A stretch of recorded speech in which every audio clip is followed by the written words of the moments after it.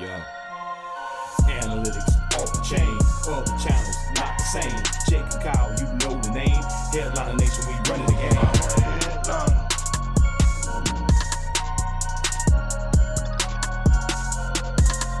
I'm a headliner.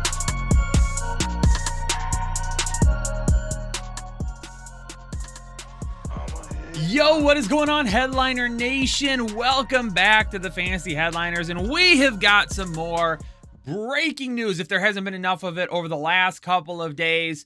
But after the Los Angeles Rams decided to bring in Allen Robinson, we knew that there could be some things shuffling on the back end, and that happened tonight with Robert Woods headed to the Tennessee Titans for a 2023 sixth round pick. Now, we know that Robert Woods is coming off of the injury at the end of last season.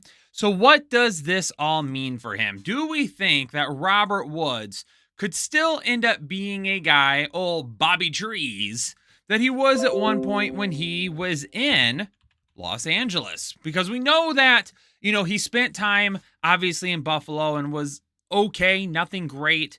And then he goes to LA and he has a decent season, but then he has back-to-back 1,000-yard seasons, goes 936 yards in 2020, and then last year, after 9 games, goes down with that ACL injury, all right? And now we're wondering, when will he be back?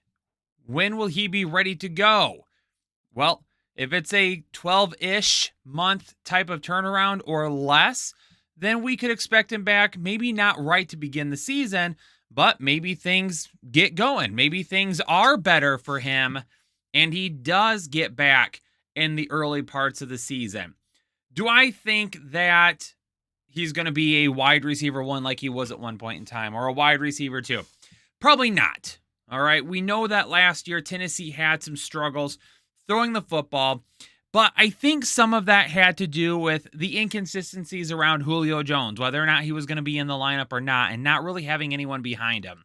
They lost Corey Davis. They lost Jonnu Smith, so their weapons were limited when they were missing Julio. A.J. Brown dealt with an injury for a little bit. Derrick Henry obviously missed a good majority of the season. So there was a lot of injuries last year that I really think kind of held down what that offense was capable of.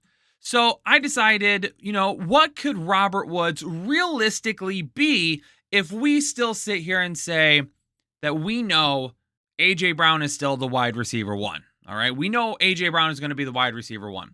What could he realistically be?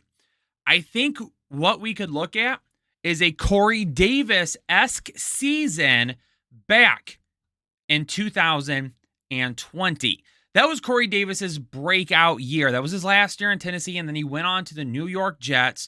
But I think we could get that out of Robert Woods depending on how many games he will end up playing. Now, that season, A.J. Brown and Corey Davis both played in 14 games.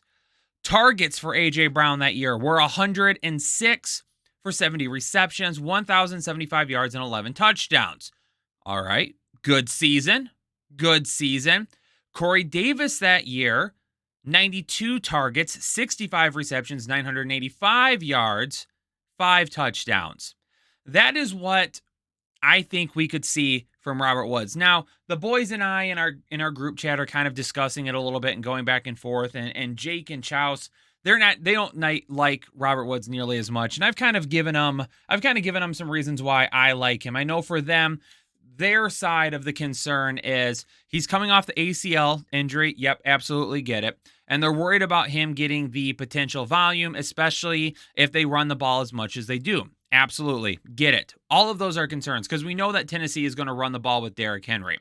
But even if Derrick Henry does end up getting the same type of workload this year as he did back in 2020 when he ran for 2,000 yards, he had 378 attempts that season. So let's say we still fall in line with 350-ish attempts this year.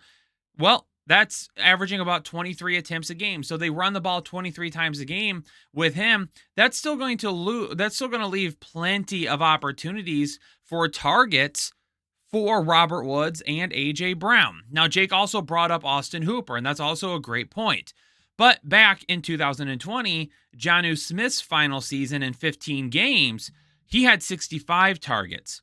Anthony Firkser had 53 targets. So that was over 100 combined targets between the two tight ends for Firkser and Jonnu Smith. And because of that, obviously, they were able to utilize everybody. Now, did they have any big-time numbers? No, they didn't have any big-time numbers for those two. And I don't know if I can expect a whole lot more at this point from their current trio of Austin Hooper and Jeff Swaim. Obviously, Anthony Firkser is still on it, but they brought in Austin Hooper for a reason. But Austin Hooper, he's not the guy that we saw for 1 year while they were in Atlanta. He's a decent option, but he's a guy that I look at that's being brought in for some of the same reasons that he was brought into Cleveland.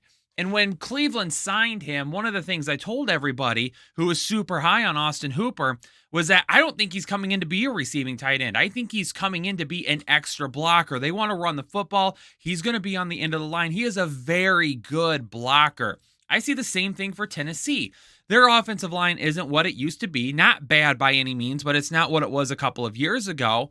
Austin Hooper is going to be a guy that on the edge will help, keep, the double team on some good edge defenders. We know that, the AFC has gotten a lot stronger this year. So they're going to have their hands tied. So obviously they're going to be looking for the opportunity to get as many blockers as possible to open up holes for Derrick Henry, to give Ryan Tannehill more time. And Robert Woods, when he comes back, he's going to be a part of that equation. So for me personally, for Robert Woods, I actually don't mind this at all. And I know there's not going to be a whole lot of people that agree on me with it because of the same points that Jake and Chris brought up. Those are good points. I understand those points and I get them. But for me, I kind of look at that 2020 team, and I think it's going to mirror what we see this year. Run first team still with Derrick Henry. It's going to open up opportunities all over the place. I still think that Robert Woods is a guy for me that we could potentially look at as a low-end wide receiver 2, maybe wide receiver 3 on most weeks if he comes back healthy. And if, again, this team gets back to what we saw a couple of years ago. So there's some ifs in there, but there's always ifs in fantasy football. And Tennessee could make some more moves before the season's over with. Before the offseason is over with. But right now, he's going to be the number 2 guy. You've got A.J. Brown, and you've got Nick Westbrook. Not going to be much of anything. Chester Rogers, no. Cody Hollister, Racey McMath, which might be one of the best names in all of football that's not currently known, Racey McMath. Marcus Johnson, Des Fitzpatrick. No, none of these guys even rival Robert Woods. And I'll take Robert Woods over any of the tight ends that they have on the roster. So if Robert Woods can play in 15 to 17 games this year, we can go by the 2022 team saying that he's going to be up or near about 100 targets.